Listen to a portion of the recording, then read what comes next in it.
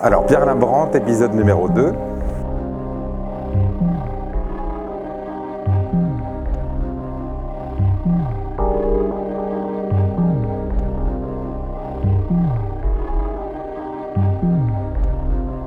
Alors pour moi c'est une approche, je crois que l'idée du 360 c'est d'abord un argument de vente qui est arrivé pour montrer qu'on arrivait à maîtriser plusieurs médias en même temps. Donc je crois qu'au-delà d'une partie théorique, je ne pense pas qu'il y ait véritablement un nombre limite, à moins qu'une agence ait décidé un jour que ce serait ça. En revanche, c'est avant tout l'idée de pouvoir couvrir d'une façon panoramique une majorité ou une multiplicité de points de contact à travers un certain nombre d'objets de communication.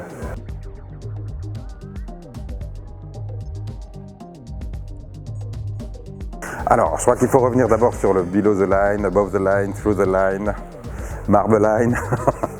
On ne se refait pas. Alors, la question du above the line, below the line, je crois qu'elle ne se pose plus du tout en ces termes aujourd'hui. Ce qui est intéressant quand même à signaler, c'est que bon, le above the line, c'était de l'achat média, de la communication liée à de l'achat média, donc de la télé, de la radio, etc. Et puis ce fameux below the line, où on avait marketing direct, des choses plus tactiques, de l'event, etc. Et avec l'arrivée du digital, bien évidemment qu'au départ c'était plutôt tactique, plutôt stratégique et en même temps sans véritablement devoir acheter de l'espace. Donc là on serait plutôt sur du below the line. Maintenant avec ce que demande aussi comme frais, finalement comme achat média, le digital, on peut se dire qu'aujourd'hui c'est du above the line.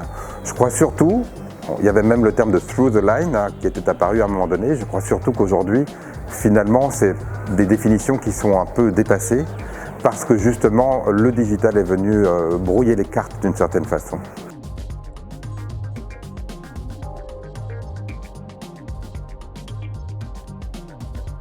Alors je pense qu'effectivement, dans ma lecture du branding, c'est quand même la colonne vertébrale.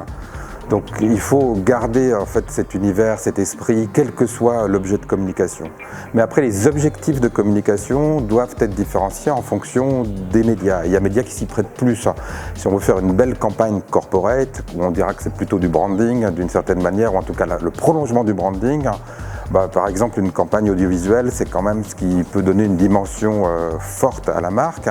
Mais en même temps, je crois encore une fois que cette question de différencier branding et quelque chose de plus tactique, c'est pas forcément ma lecture du métier.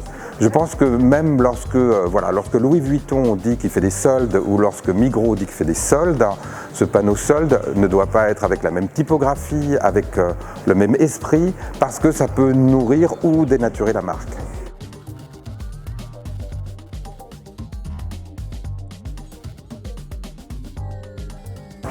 Je crois que d'abord le digital c'est un média et comme tous les médias nouveaux, il faut pouvoir le maîtriser. Donc ça prend du temps à en comprendre les codes et en plus ça évolue quand même très vite. Donc c'est vrai que c'est un média quand même assez particulier. Maintenant, je crois que les gens de la communication, on va dire, ou de la publicité, avaient cette expérience de comment est-ce qu'on rentre en contact avec le client, qu'est-ce que la Big ID, enfin ce genre de choses qui ont nourri la publicité pendant des années.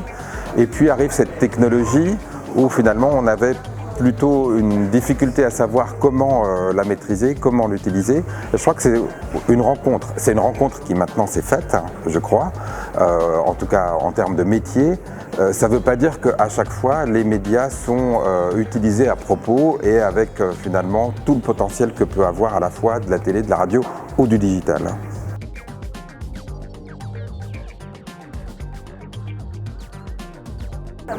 Alors, ma lecture par rapport à tous ces médias, c'est vrai qu'on peut les prendre les uns après les autres et quand même essayer d'en comprendre les codes. L'exemple de l'affiche avec 17 messages dessus, ça n'a pas beaucoup de sens. On est plutôt dans quelque chose qui doit être plus immédiat en termes d'affichage. La télévision, c'est des formats qui sont conditionnés par le coût d'achat d'espace, donc on peut difficilement, à part des grandes marques, faire des spots de 3 minutes. En même temps, le digital, c'est à la fois du long métrage et du très court métrage, donc là aussi, il faut savoir comment se positionner. Je crois que l'idée au départ, c'est d'avoir une réflexion sur les objectifs de communication, qui ne sont pas des objectifs marketing, je vraiment tiens à souligner la différence. Et puis l'autre chose, c'est peut-être plutôt de réfléchir en termes de qualité des points de contact qu'on peut avoir avec les clients, les consommateurs. Et je crois que définir ces points de contact, c'est déjà une clé par rapport au message ou par rapport à la tonalité ou par rapport au code qu'on va utiliser. Et c'est vrai que de ce point de vue-là, je crois qu'il faut avoir une sorte de réflexion à la fois de com et de médias dès le début pour que l'on puisse aussi, parce que c'est quand même une dimension importante, évaluer finalement en termes budgétaires quelle peut être la meilleure répartition budgétaire pour obtenir les meilleurs résultats.